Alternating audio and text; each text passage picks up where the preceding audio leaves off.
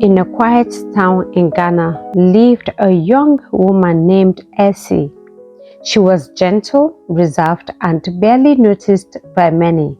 But within her chest beat a heart that longed deeply for love, for attention, and for the one man who didn't even know she existed. Kwame was the most desired guy on campus. He was tall, confident, intelligent, and blessed with charm. Girls called him the catch, but to Essie he was more. He was her silent dream. She watched him from afar, hoping that one day he would look her way, but he never did. At first, she did everything naturally for Kwame to notice her. She changed her hair, dressed nicer, even joined his fellowship group just to be close. But nothing worked. He once said hi in the library, and that small moment lit up her world. She carried that in her chest for weeks, but that was all, nothing more.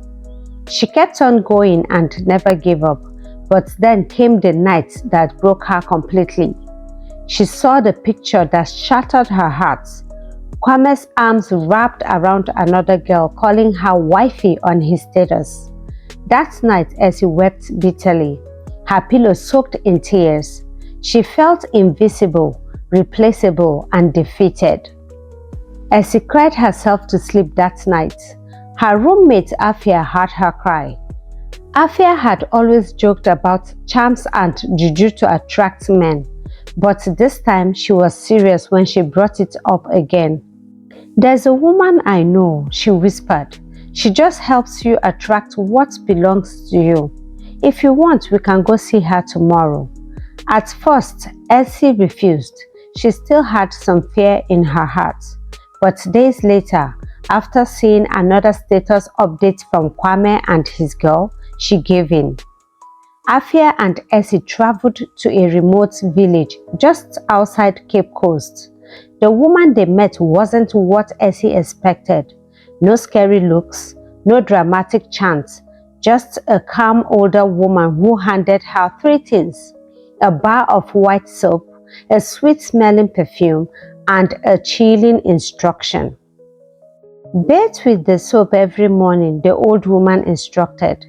"Use the perfume before seeing him, and every night whisper his name before you sleep." As she followed every instruction like her life depended on it, and slowly it worked. Kwame started talking to her. First it was greeting, then full conversations. Soon he stopped posting the other girl and started posting Essie. Weeks later, he asked her out. She was overjoyed, from invisible to irresistible.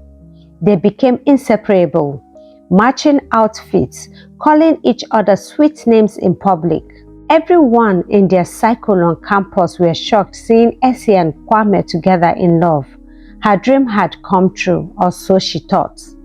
Essie convinced herself. Maybe the charm just helped him see what was already there. But dreams built on deception don't last. After a few months of dating, Kwame started changing. He became moody, silent, and cold.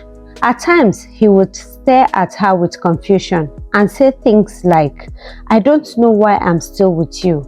Yet, he never left. Every time he tried to break up, something bad would happen. Every breakup attempt brought sickness or strange accidents. They dated for almost a year, then the dreams began. Kwame would wake up gasping for air, saying he saw Essie chaining him in the spirit. He began to fear her. He told her he couldn't explain it, but he felt trapped, watched, and cursed. He also told her that whenever he tried to keep a good relationship with other girls, something would go wrong, like his body would freeze or he would feel like someone is watching him. Essie knew it wasn't love anymore. It was imprisonment. She stopped using the oil, but fear held her back. What if there were consequences? What if he collapsed? What if she did? Essie couldn't tell anyone about her situation. Her roommate Afia had graduated and traveled abroad, and they were not in contact anymore. By now, Essie was losing herself too. She tried reaching the old woman, but her number was no longer working. And when she visited the village, she was told the woman had passed some months back. Essie felt stuck, like she was tied to a bomb that could explode at any moment. Then one day, Essie got a call that changed everything. It was Kwame's mother, a firm woman, deeply spiritual. She told Essie in a calm but firm voice, "I don't know what you've done to my son, but I saw you in my dreams, smiling while he cried beside you." Essie couldn't deny it. She broke down in tears. The truth had traveled beyond the physical. "You've brought darkness to his life," Kwame's mother continued. "Set him free from whatever you have done to him," she commanded her. Essie dropped the phone in tears. Soon after, Essie began hearing whispers at night, footsteps with no feet, shadows that moved when she didn't.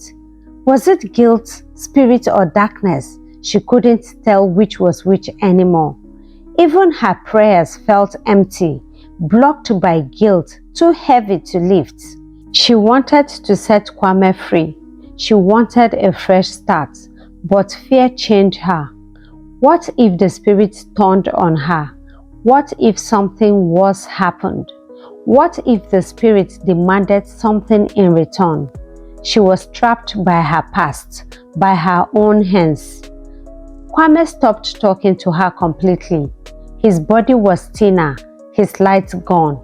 His friends said he was not the same. Even on campus, people whispered.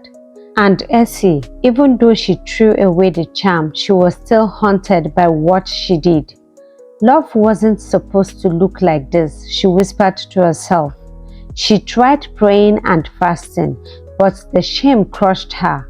Her hands felt dirty, her prayers unworthy.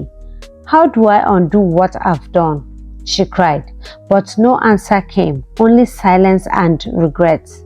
She often sat alone in the school chapel begging for mercy in silence. The charm was a cage for Kwame and also for her, and deep inside she wished for freedom for both of them. She wrote a letter. She never sent it, but in it she wrote, "I loved you too much to let you go, but I should have loved myself enough to walk away. I am sorry." Maybe it was time to face the consequences, to tell someone, to confess, to release herself and Kwame, no matter what came next. Essie learned the hardest way that real love isn't captured, it's chosen. And when you use the supernatural to bend hearts, you also bend your own soul. Essie has now begun a spiritual journey, seeking forgiveness and healing. It won't be easy. The scars run deep, but the first step to freedom is confession, and she has taken that step. And she hoped that Kwame's mother would find solution to her son's situation.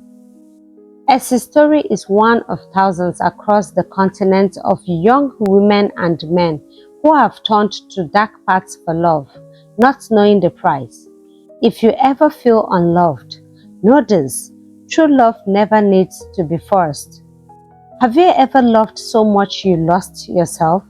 What would you tell Essie if she were your sister, your friend, your daughter? Let us know in the comments below. Don't judge, just share. Let's help someone choose the right path before it's too late. Thank you for sticking with me this far. If you enjoyed the story and would like more interesting stories like this, then please make sure you subscribe, like and share this video. Also turn on your notification bell to let you know when I post new videos. Until I come your way next time, stay blessed and bye for now.